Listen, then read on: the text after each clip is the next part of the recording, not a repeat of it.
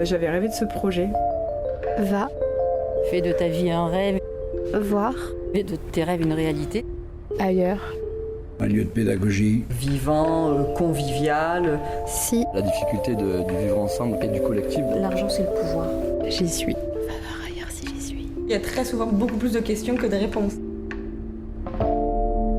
Salut, c'est Mélanie. Salut, c'est Marina.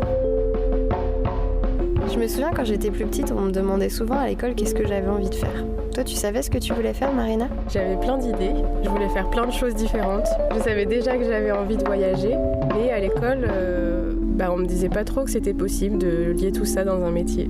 Et toi, du coup ? Moi, je crois que j'ai jamais vraiment su ce que je voulais faire. Et je trouve que des fois, c'est difficile de mettre des mots sur des métiers. Parce qu'en fait, moi, j'ai envie de faire plein de choses différentes. C'est ça qui m'intéresse.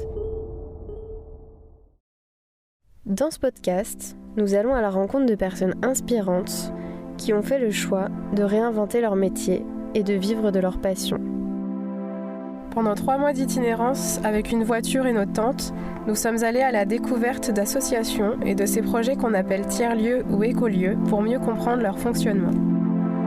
L'idée de ce podcast est de vous faire vivre ce voyage avec nous et de vous donner aussi toutes les clés pour lancer votre propre projet.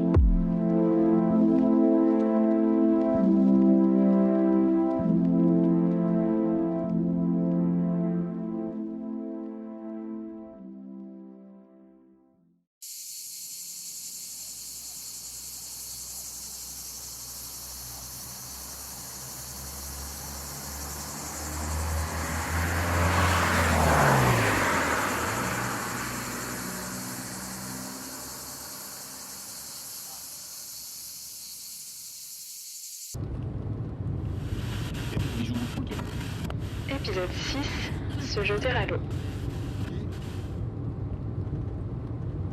Là, on vient juste de partir de la grange et on est en route pour aller chez Stéphanie.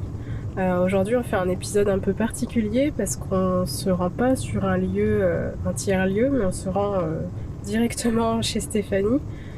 Stéphanie, en fait, on l'a rencontrée à l'association Bouillon Cube, où on a passé quelques jours et elle fait partie des coopérantes du lieu. Et donc, on a discuté avec elle et on s'est rendu compte qu'elle était sur un projet de création de tiers-lieu et on s'est dit, c'est vachement intéressant parce que nous, c'était aussi quelque chose qu'on aurait aimé discuter avec des personnes, mais c'est pas évident à trouver puisque le projet n'existe pas encore.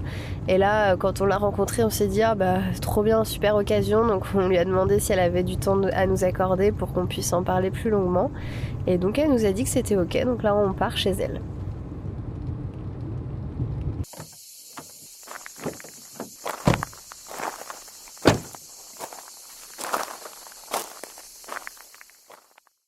C'est rigolo cette petite moumoute là. Est-ce que tu peux juste te présenter un peu déjà et puis introduire un peu le projet ? Oui, je m'appelle Stéphanie Roy. J'habite dans la vallée de la Buège depuis 1 an et demi, quelque chose comme ça, bientôt 2 ans. J'ai vécu à Montpellier avant et puis j'ai un parcours où j'ai fait à la fois une formation agricole et à la fois j'ai travaillé dans des cinémas, en exploitation cinématographique. Et j'ai depuis longtemps eu envie de créer un projet qui réunisse en fait ces deux aspects, ces deux pôles qui me tiennent à cœur. Et donc ça s'est formalisé, l'idée a fait son chemin, ça a pris du temps, mais ça se formalise aujourd'hui par un projet de tiers-lieu agriculturel qui est plus en détail, donc l'idée de réunir agriculture et culture par une des exploitations agricoles et un cinéma resto-bar. Ça c'est en gros les grandes lignes du projet. Après il y a un petit peu plus de détails et de subtilité, mais les grandes lignes c'est ça. Et comment du coup l'occasion s'est présentée de lancer cette dynamique de création de projet ? Waouh.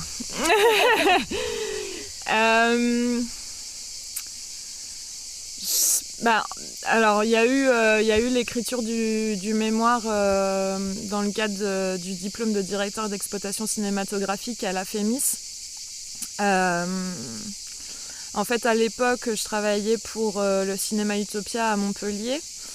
Et le Cinéma Utopia travaillait avec un collectif qui s'appelle Le Beau Temps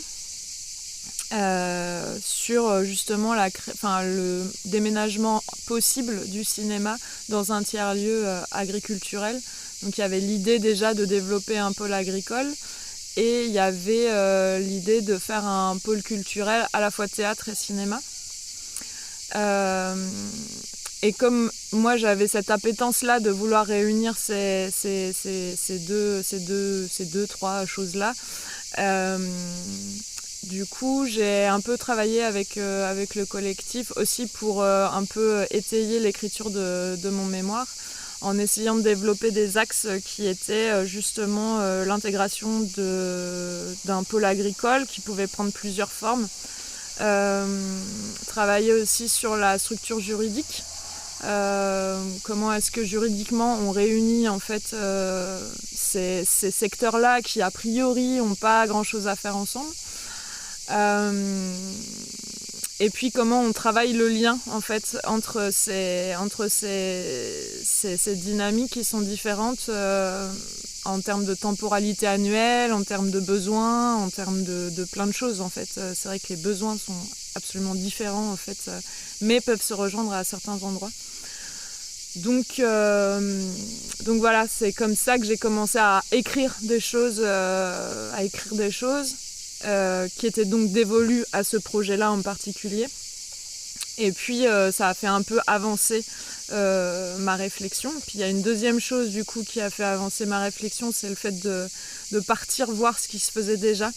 Ce qui avait soit une relation à l'agriculture, soit une relation à la culture, mais en intégrant en fait les deux paramètres. Voilà, pour exemple, je suis allée voir Ardelaine. J'arrive plus à me souvenir du nom du département. En Ardèche. En Ardèche, voilà. Et du coup, là, ils ont... Bon, aussi, à un autre titre, c'est que je suis tricoteuse depuis très longtemps et que je suis fan de laine. Donc, ça, c'est pareil, ça me titillait depuis longtemps. Mais du coup, ils ont quand même, depuis les années 70, créé un lieu qui est absolument incroyable, dans une dynamique de revalorisation de la laine. Donc, un travail avec les agriculteurs sur la revalorisation de ce produit qui a été longtemps considéré comme un déchet, depuis en tout cas la chute de l'industrie lainière en France. Et ils ont développé sur ce lieu à la fois une boutique, une librairie, un restaurant, un musée. Il y a vraiment cette dynamique aussi qu'on retrouve dans les tiers-lieux que de mettre au même endroit en fait des activités hyper variées. Donc ça a été le premier lieu que j'ai été voir et qui m'a beaucoup inspirée. Et puis voilà, je suis allée voir des lieux où à la fois où il y avait des cinémas, mais il y avait autre chose. Et l'axe aussi, il était d'aller voir des lieux qui avaient une dynamique collective. Donc à Ardelaine, c'est en scope, parce que la structuration juridique, c'est quand même un truc qui m'interpelle, à Utopia on était en scope aussi. Il n'y a pas une scope qui se ressemble, il n'y a pas une façon de faire, il y a plein de choses. Et puis j'étais pas mal inspirée aussi par le Familistère de Guise. C'est un endroit qui a été monté par Gaudin. Donc les poils Gaudin. Et c'est un lieu qu'il a construit et pensé pour à la fois habiter, vivre et travailler. Quand je dis habiter et vivre, je vois une nuance dans ces deux mots, c'est que il y a à la fois l'habitat, la maison, quoi, et il y a aussi tout ce qui est en dehors à la fois de l'habitat et à la fois du travail, donc toutes les activités dites de loisirs, où il y avait une salle de spectacle, plein de choses comme ça. Et c'est quand même un mec qui était député, me semble-t-il, et qui a quand même pas mal fait avancer aussi les choses en France dans un domaine social, notamment sur la sécurité sociale. Voilà.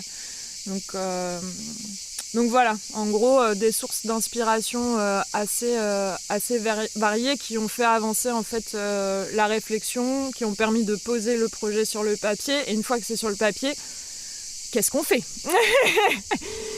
Et une fois que c'est sur le papier, il faut arriver à mettre ça en adéquation avec un territoire en fait, parce que on peut avoir des idées, mais c'est pas toujours ça peut ne pas toujours coller avec l'endroit où on est.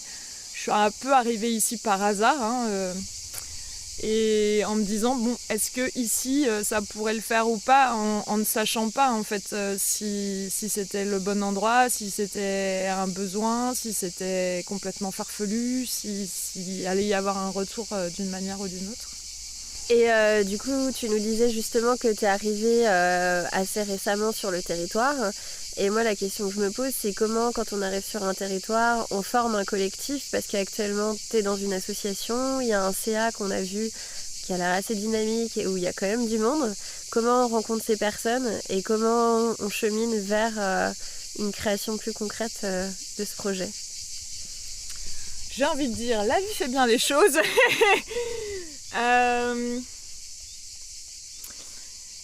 La première chose que j'ai faite quand je suis arrivée ici, c'est que je suis allée à la grange. En fait, j'ai demandé rendez-vous à Claire et Élise parce que c'était pas encore la dynamique tiers-lieu. Enfin, c'était pas encore estampillé tiers-lieu, mais il y avait déjà une dynamique et c'était un peu le lieu culturel du coin. Donc, je suis allée les voir, je leur ai parlé de mon projet. J'avais un peu envie de savoir si j'étais complètement à côté de la plaque ou pas du tout. Et en fait, la première chose que Claire m'a proposée, donc il y a 2 ans en arrière, c'est d'organiser des séances de cinéma en plein air, donc sur le site de la Grange. Du coup, c'était un peu l'objectif. Donc, je l'ai rencontré en septembre 2020. Et donc, c'était un peu l'objectif pour l'été 2021. Mais à ce moment-là, j'étais encore toute seule. Je me disais, bon, c'est super, on va faire ça. Mais j'avais pas d'idée de cadre ou pas du tout. Je savais pas, voilà. C'était un peu l'objectif à atteindre, mais sans plus. Et puis, à Saint-Martin-de-Londres, donc à pas très loin d'ici. Alors, pardon. Looping ? Pardon. Looping ! Looping ! Non ! C'est bon ? Et du coup, oui, je suis allée aussi j'ai pris contact avec la personne qui gérait le collectif à Saint-Martin autour du cinéma. Parce qu'en fait, il y a une salle municipale qui sert pour des séances de cinéma. Et c'est le foyer rural qui la gère, mais à l'époque, c'était un petit groupe qui faisait partie du foyer rural qui s'en occupait. Et du coup, c'est comme ça que j'ai rencontré Catherine. Et voilà, on a discuté autour des problématiques de cette salle-là, de programmation, de plein de choses. Je leur ai présenté mon projet aussi. Et puis voilà. Et puis Caroline a fait la même chose que moi. Et Catherine nous a mis en lien. Et donc, on s'est rencontrés avec Caroline en novembre 2020. Et Caro, elle a bossé dans des salles un peu partout, un peu à l'international.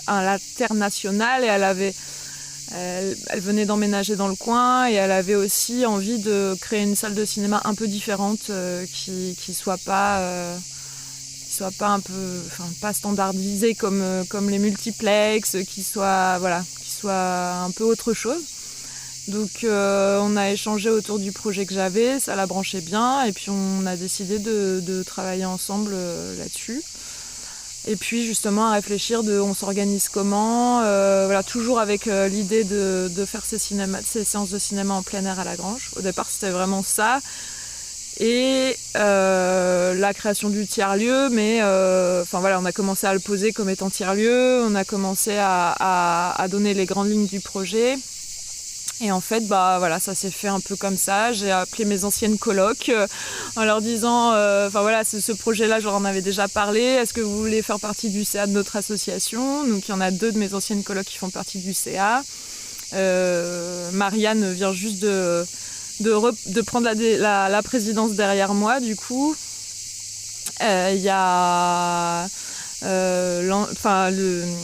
une personne chez qui on a vécu avec mon compagnon aussi, Domi, qui est dans le CA aussi. Enfin voilà, on s'est retrouvés en fait toutes par un peu des gens qu'on a pu croiser,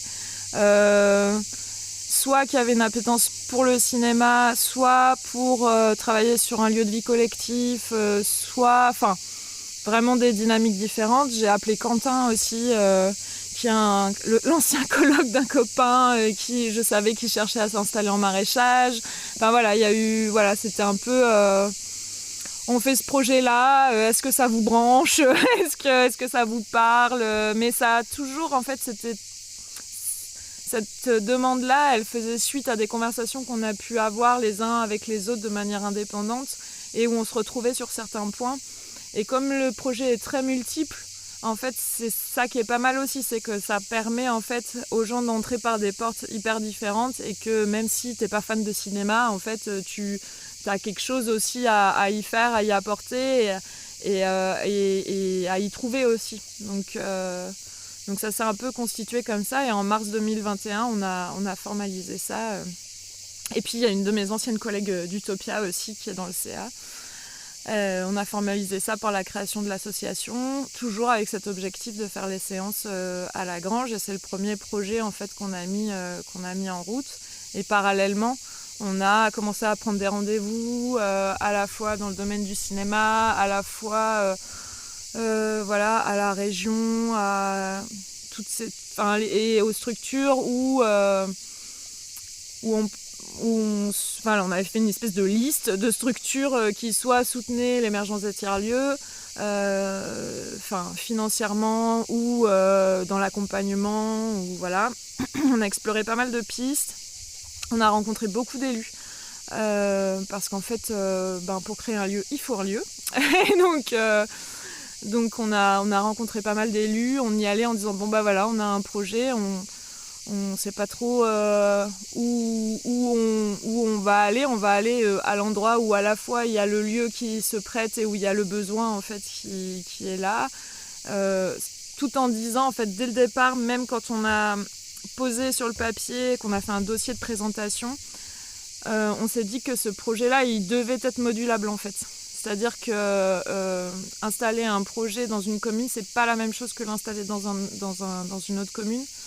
Et que en fait il y a des choses qui pourraient peut-être partir comme je sais pas, en gros ça faisait pas trop de sens d'aller dans une commune apporter un resto s'il y avait déjà 2 restos sur la commune et que ils avaient déjà besoin de consolider leur modèle économique. Enfin voilà, il y avait des choses comme ça où on se disait en fait il faut qu'on se dise qu'il y a des choses qui vont devoir bouger suivant là où on va s'installer.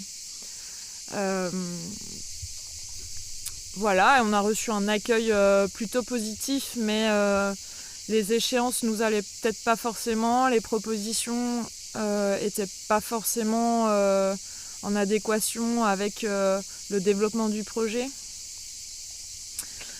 Et finalement, puis il y a aussi autre chose, c'est qu'on a beaucoup pris notre voiture.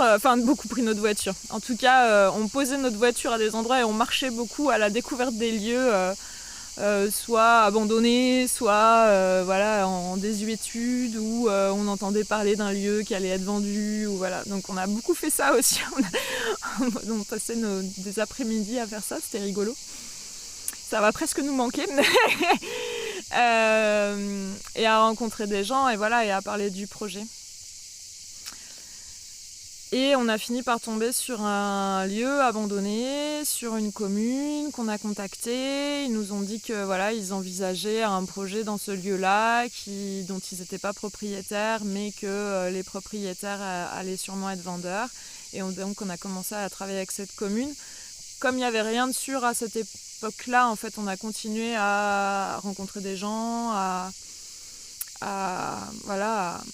puis en fait à créer réseau aussi. C'est-à-dire que quand on arrive sur un lieu où personne te connaît, où le projet il est tout nouveau, que tu n'as rien fait encore, rencontrer les gens, c'est une bonne idée. C'est discuter. Et en fait, la discussion, elle permet aussi pas mal de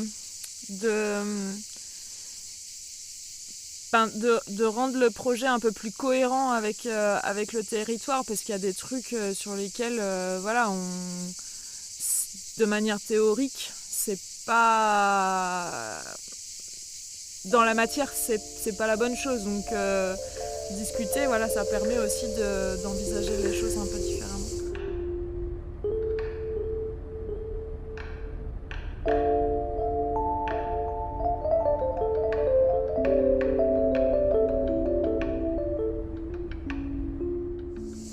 Est-ce que tu peux nous en dire un peu plus par rapport à cette histoire d'acquisition du lieu? Parce que si j'ai bien compris, c'est un peu la phase actuelle.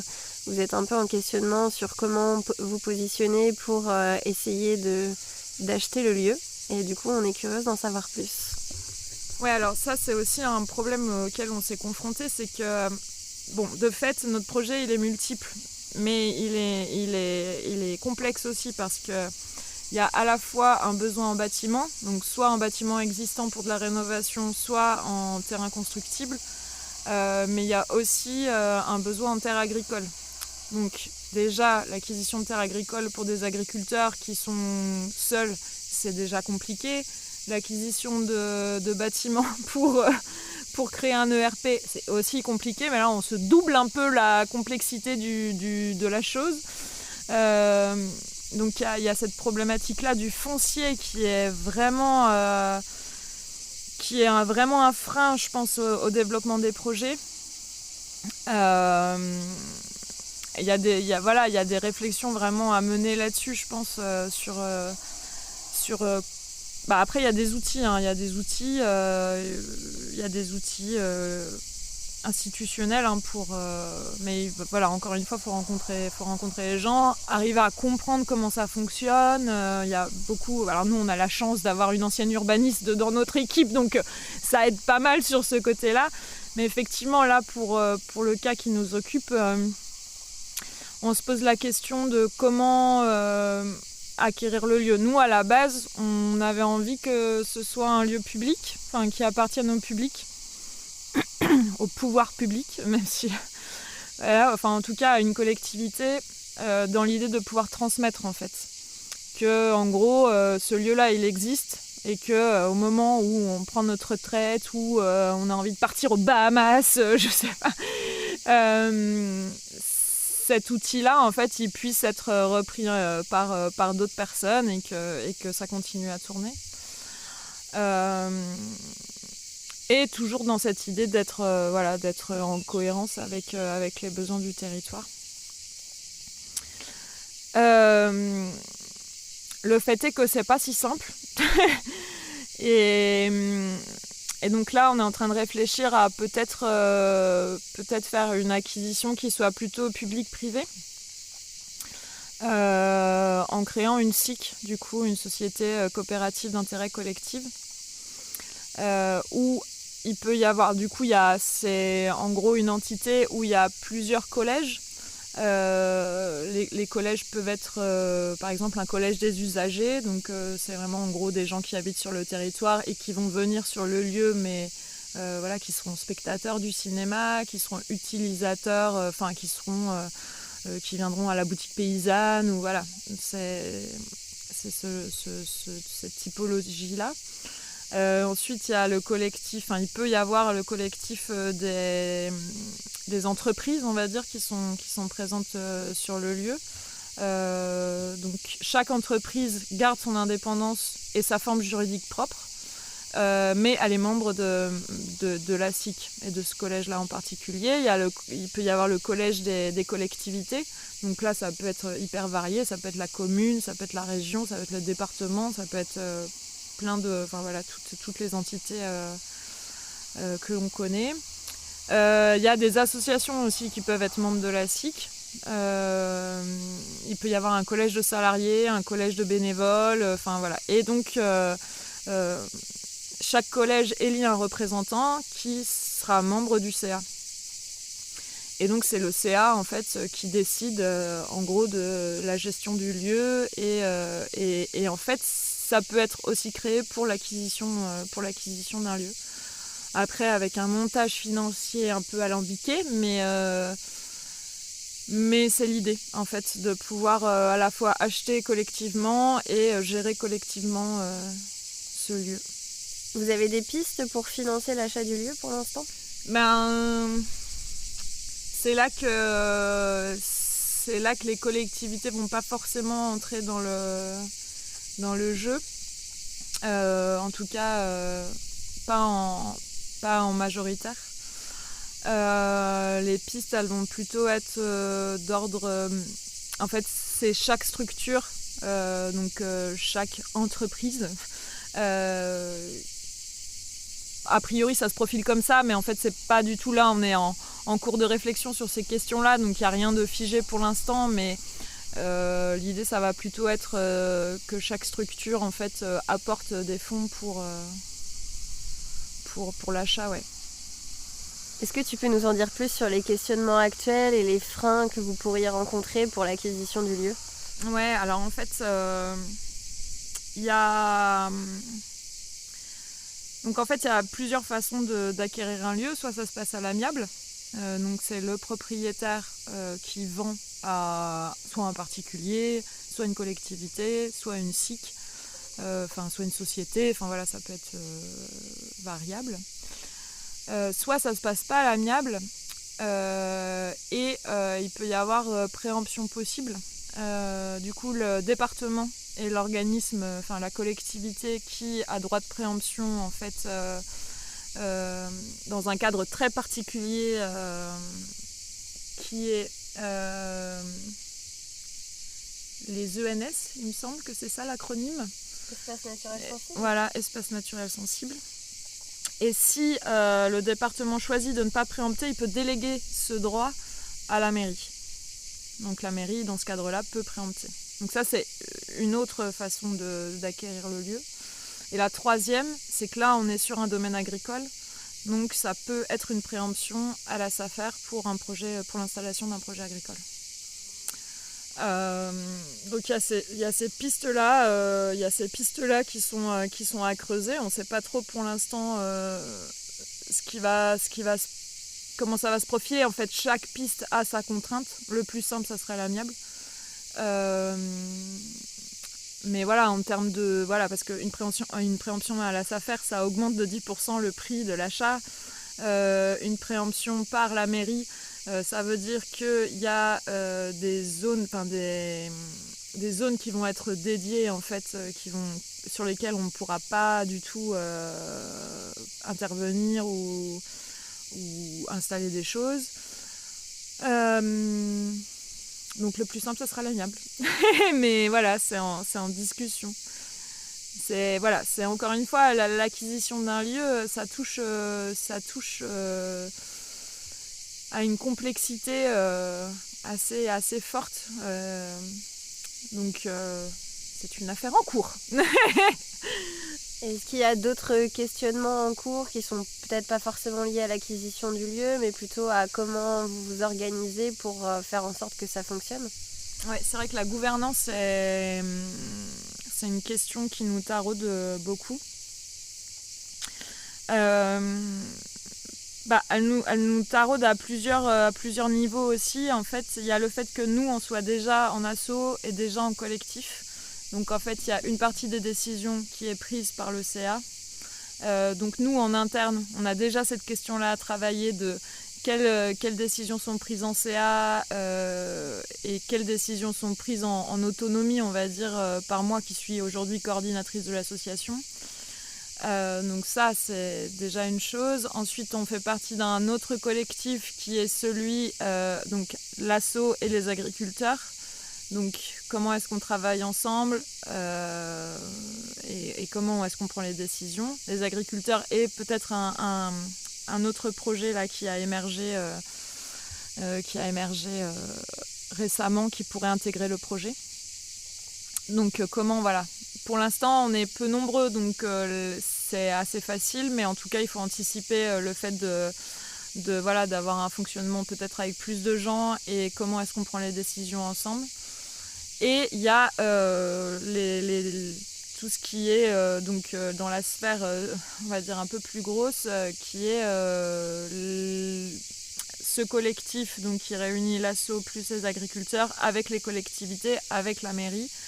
Et comment est-ce qu'on prend les décisions ensemble sur les questions afférentes au lieu, à l'organisation, à la structuration. Donc voilà, ça c'est un questionnement en ce moment, effectivement. C'est des choses qu'on met sur la table.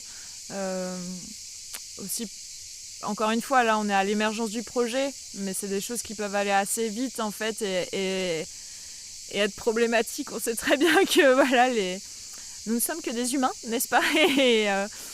Et voilà, donc c'est des réflexions. Après, encore une fois, il y a plein de sources d'inspiration. On cherche des gens pour nous accompagner là-dessus aussi. Voilà, mais c'est vrai que ça, c'est le gros boulot aussi à mener en parallèle de tout plein d'autres trucs.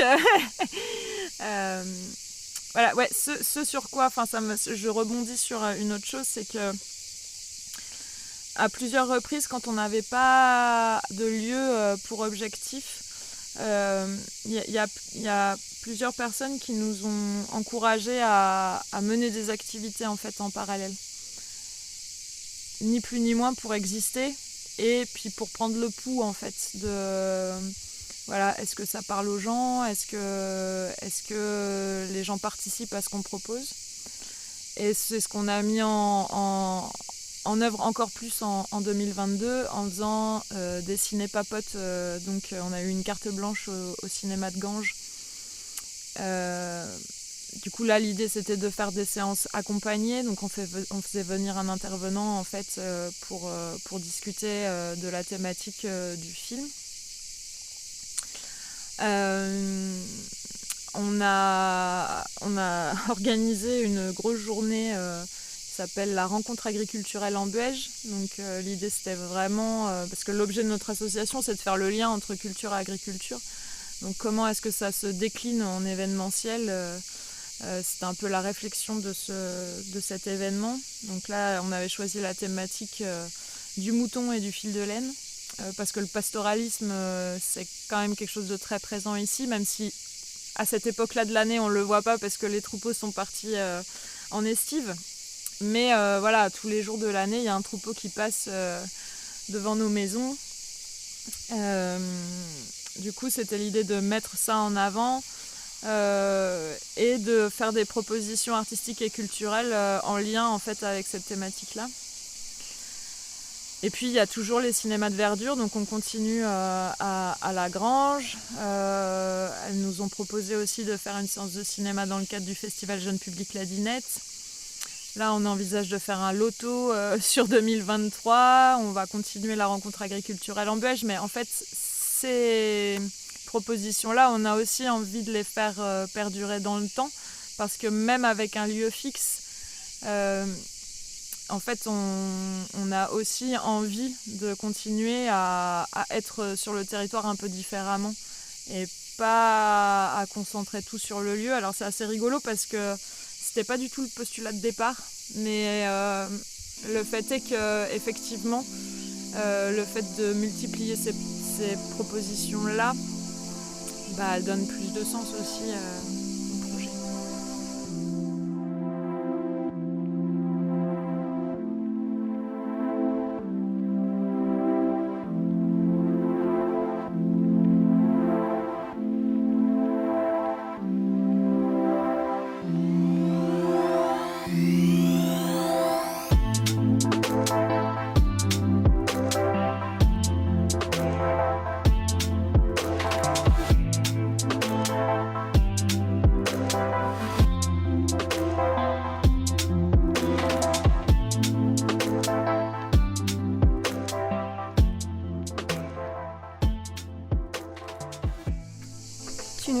que ça fait 2 ans que tu travailles à la création de ce projet. Et forcément, la question qu'on se pose, c'est comment tu fais pour vivre pendant ces 2 années, parce qu'on imagine facilement que c'est beaucoup de travail, donc beaucoup de temps passé. Comment tu trouves le temps et comment financièrement tu t'en sors? J'ai eu la chance d'avoir Monsieur Pôle emploi qui m'a suivi pendant 2 ans, parce que j'avais travaillé pas mal d'années avant. Donc voilà, j'ai dédié cette possibilité-là, à la chance qu'on a aussi de pouvoir utiliser ce droit au chômage. Je l'ai utilisé pour la création de cette activité-là. Effectivement, ça s'arrête. C'est des réflexions qu'on a depuis 6 mois, cette question de créer du salariat en fait dans notre entreprise, parce qu'on est, Caro, avec qui j'ai bossé pendant 1 an, était dans cette situation-là aussi, où elle, son chômage s'arrêtait beaucoup plus tôt que moi. Et donc elle a eu l'obligation de trouver un emploi par ailleurs, et donc d'être beaucoup moins disponible pour le projet. Ça a un peu fait un électrochoc aussi, parce que de fait,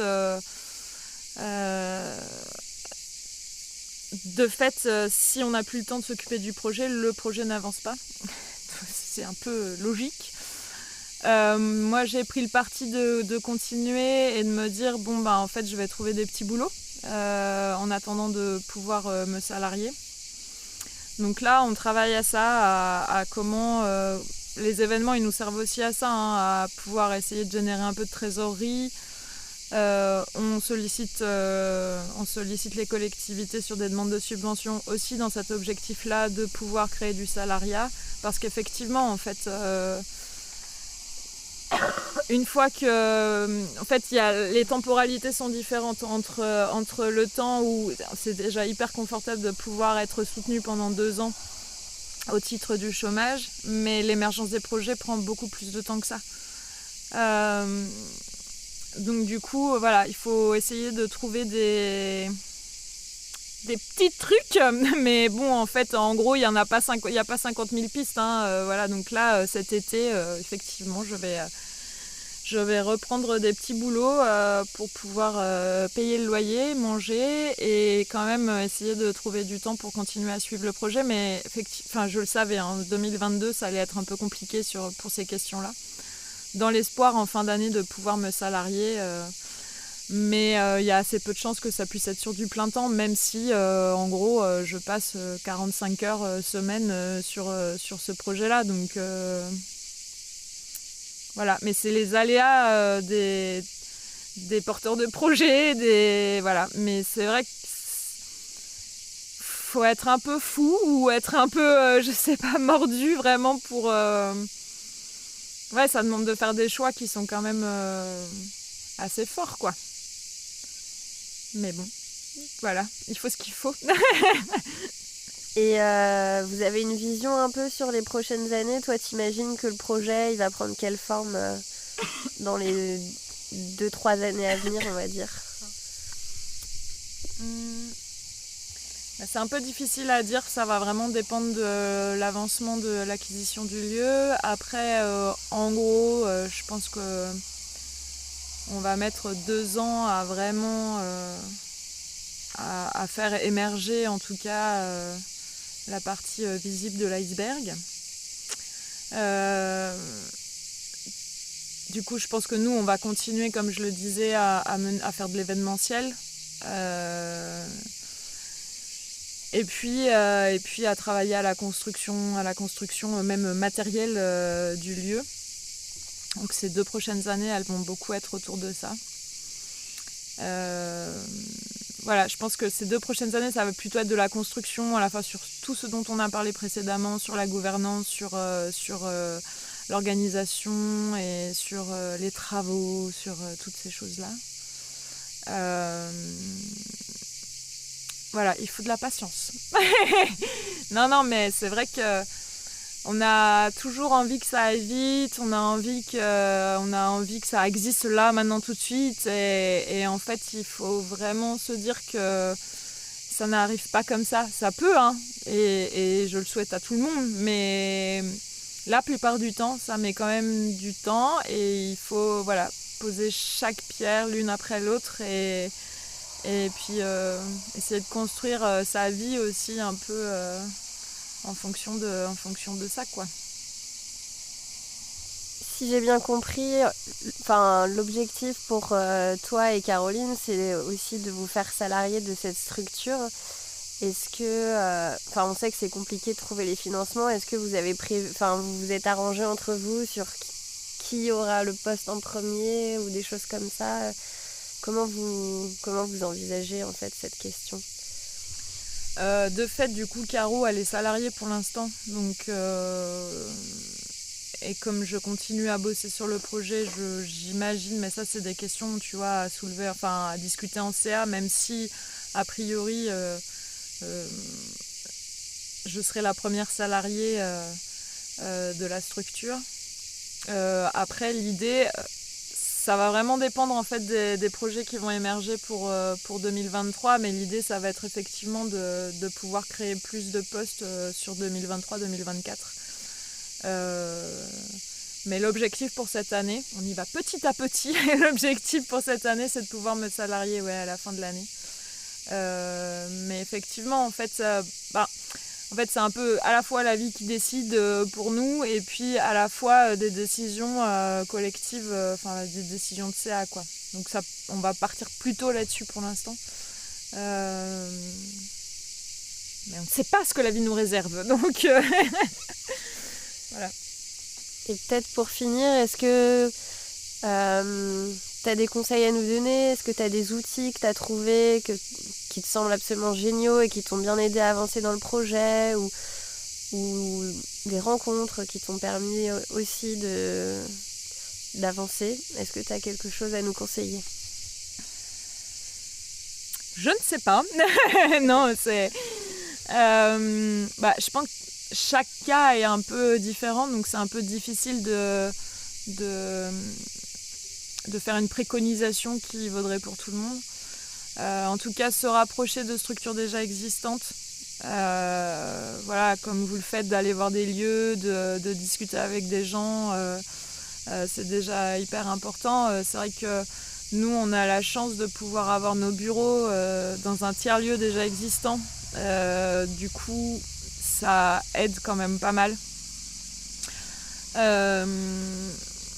Ensuite, spécifiquement pour les tiers-lieux, il y a des structures qui existent. Il y a France Tiers-Lieux, il y a... Je vais y arriver. Ici, il y a un réseau qui se structure dont le nom m'échappe. Donc quelque chose tiers-lieu Occitanie, je me souviens plus exactement, mais du coup potentiellement c'est quelque chose qui peut se retrouver dans plusieurs régions. Et puis après, il y a des structures comme France Active qui accompagnent les projets, et puis aller rencontrer en fait les collectivités, que ce soit la région, le département. Les élus, beaucoup. Quand je dis les élus locaux. Après, en termes d'outils, il y a, quand même, je suis allée faire une semaine de formation avec Signy et Oco aussi, du coup, qui ont des tiers-lieux, eux, plutôt en région parisienne. Des formations en tiers-lieu, il en existe plusieurs. Il y a Illusion et Macadam aussi dans le coin. Ça permet aussi, en fait, le fait de rencontrer d'autres porteurs de projets, ça permet aussi vraiment de réfléchir ensemble et de à la fois se nourrir et à la fois, c'est quelque chose qu'on a déjà identifié avec mon groupe de la FEMIS, c'est que en fait les formations elles se font à deux titres. Elles se font à la fois en termes de contenu de formation et à la fois dans les échanges avec les participants en formation. C'est un peu du 50-50 quoi. Donc ça c'est quand même pas mal. Après, je sais pas s'il y a une méthode, hein. Je crois qu'on n'en suit aucune chez Bobine et Binette, mais il y a sûrement hein, des outils, voilà, mais c'est vrai qu'on n'utilise pas forcément de choses très conventionnelles. En vrai, je pense que c'est pas mal, sauf si t'as d'autres choses à rajouter, toi. Il y a une chose que j'ai pas dite sur la modification un peu de notre projet initial, qui a été engendrée par la rencontre avec les agriculteurs du territoire, un besoin et puis les discussions qu'on a pu avoir aussi avec la grange. C'est un besoin qu'on n'avait pas du tout identifié au départ, qui est un outil de transformation mutualisée à destination des agriculteurs, mais pas que. Je pense que ça pourrait être envisagé aussi pour l'extérieur.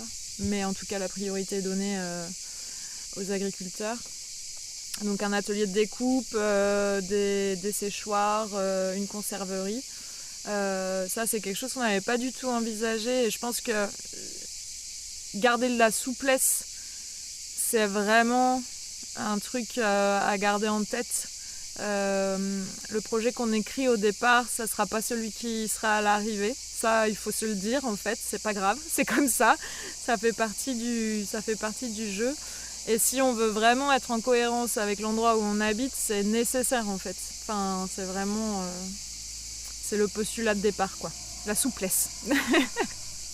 Voilà, c'était juste que... Ok, super. Merci beaucoup. C'est hyper intéressant. Ouais, merci. Et ça donne envie. Avec plaisir. Pour le coup, c'est vrai que quand tu vois les projets qui sont déjà terminés, tu te dis waouh, ça paraît tellement être une montagne qu'en fait tu commences à te reposer la question en mode est-ce que j'y vais, est-ce que j'y vais pas. Et le fait que toi tu sois en cours de projet et que pour l'instant je trouve que ça se passe assez bien, que vous avez déjà cette potentielle possibilité sur le lieu.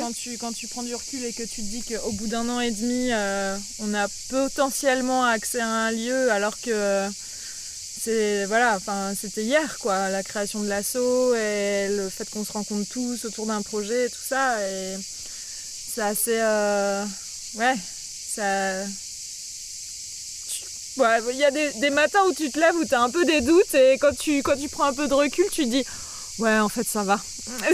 ça va aller. Mais oui, je pense qu'il faut être un peu à la fois tenace et à la fois patient et diplomate, vachement aussi. Diplomatie, c'est un peu le postulat de départ. Et puis d'être droit dans ses bottes, je pense que l'honnêteté... c'est une valeur sûre. Je pense que pour le coup, être raccord et avec ses valeurs et les incarner, je pense que voilà. Après, on n'est pas parfait, hein. On fait des erreurs et on apprend des erreurs aussi et ça fait partie du chemin, quoi. Mais bon, voilà. Quand même, voilà, avoir des gens aussi un peu ressources sur nous faire prendre du recul, je pense que c'est important, être bien entouré en fait de gens qui te disent quand t'es un peu dans le creux et où tu te dis ah, mais c'est la fin du monde, je vais tout arrêter, parce que ça arrive aussi. En vrai, y a vraiment des moments difficiles, quoi, où tu perds la foi, quoi. Enfin, où tu te dis non mais en fait on lâche l'affaire, ça va. Et puis il y a toujours quelqu'un à côté de toi qui va te dire non mais attends, en fait la solution c'est peut-être ça et peut-être on peut faire ça différemment, et voilà. Donc avoir des gens ressources qui sont capables autour de toi de te dire on se calme, on se pose, ça va bien se passer, bah ouais, c'est quand même ça, c'est voilà. Et puis et il y a des collectifs ou des associations, hein, dont c'est un peu l'objectif, hein. Je pense notamment à une association qui est sur Montpellier qui s'appelle les Wonder Meufs, qui est à destination des femmes entrepreneurs, je ne sais pas trop comment on dit parce qu'entrepreneuse c'est peut-être pas, voilà, mais c'est une espèce de soutien mutuel quand tu as plusieurs personnes qui sont dans la même situation. de pouvoir se rencontrer, d'échanger sur les problématiques, ça aide vachement, quoi. Donc trouver autour de soi un peu des structures ou des référents qui sont un peu dans cette dynamique-là, c'est important aussi, ouais. En parlant pour l'association, mais je nous sens vachement chanceuse en fait d'être sur un territoire où quand on fait une proposition, il y a du répondant en face, d'avoir du soutien, d'avoir de l'aide. C'est quand même génial, quoi. Il y a vraiment et je sais pas si tous les territoires fonctionnent de cette manière-là, mais en tout cas, à partir du moment où il y a 2-3 personnes ressources, de gens qui habitent depuis longtemps sur le territoire, à qui ton projet parle, je pense que ça se fait un peu tout seul, façon de dire, mais il y a quand même une synergie qui se crée et qui mais oui, ça demande de beaucoup parler de son projet. Moi, c'est quelque chose sur lequel j'ai dû beaucoup travailler parce que c'était pas un truc avec lequel j'étais hyper à l'aise. Ça veut dire assumer tes idées, ça veut dire, justifier aussi, parce qu'il y a eu beaucoup de questions de « mais qu'est-ce que ça va faire ensemble, l'agriculture et le cinéma ? Je comprends pas, ça n'a rien à voir. » Et du coup, d'assumer ce truc-là et de l'expliciter et de le justifier et de... en fait, tu le fais une fois, tu le fais 2 fois, tu le fais 3 fois. Et puis, en fait, au bout d'un moment, c'est naturel. Et puis, il y avait un truc intéressant dans la formation de Signé-Oco, c'est que tous les jours, on devait représenter notre projet en 3 fois. Il y avait un peu un challenge au fur et à mesure, on devait mettre le moins de mots possible. Et du coup, en fait, en 3 mots, il fallait que ça soit hyper clair à la fin de la semaine. Et ça, c'est un super exercice. Parce que du coup, après, quand tu te retrouves devant n'importe qui, en 3 mots, tu es capable d'expliciter le truc et puis tu doutes moins. Donc du coup, il y a quelque chose de beaucoup plus clair dans ce que tu dis. Et une fois que tu en as parlé autour de toi, tu as aussi un petit peu ce côté où presque tu as une obligation après de te lancer dans le projet, quoi. Tu démarres le truc et donc tu as cette double perspective qui fait un peu peur, je trouve. Ouais. Alors oui, c'est vrai. Ça rend le truc concret, quoi. Une fois que tu l'as dit, quoi. Il y a vraiment un truc de alors maintenant il faut vraiment que je le fasse. Et encore une fois, il faut être entouré, quoi. Et puis des fois tu vas dire des trucs que tu devrais pas dire mais en même temps, nous on a fait une présentation de projet où on n'était vraiment pas contente de nous, vraiment pas. Vraiment, ça m'a empêché de dormir pendant 3 jours, c'était horrible. Et en même temps, ça te demande de te remettre en question, en fait. C'est juste t'es pas bonne tout le temps, quoi. Faut l'accepter, en fait. C'est comme ça. Y a des endroits où t'es pas hyper à l'aise, où t'es pas performant, si on peut dire. Et c'est ok, en fait. Mais la remise en question au quotidien, faut dormir la nuit. Et ça, c'est pas évident. Mais tu sais que moi, c'est vraiment le truc auquel je fais hyper attention. S'il y a un truc auquel il faut faire attention, c'est d'avoir un bon sommeil. Non mais vraiment, c'est dans les préconisations, ça peut être dans la liste. Il faut dormir la nuit. Mais c'est un travail en soi. Hein. Très bon conseil. À retenir, il faut dormir. Il faut dormir. Ça fait une bonne conclusion. Merci. Avec plaisir.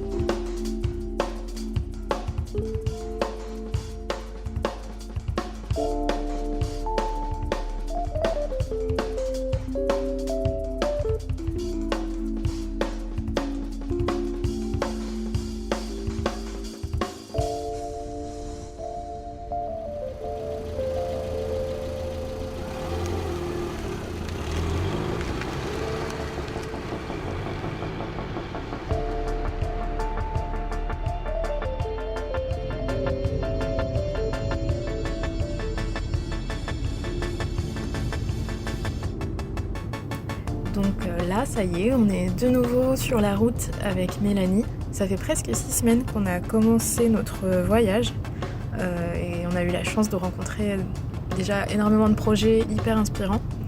Et du coup, là on vient juste de quitter Stéphanie.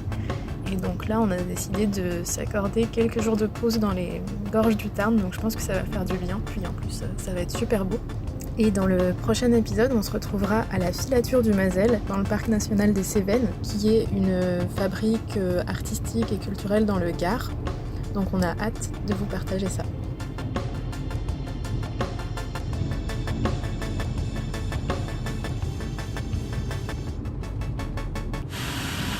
Bisous.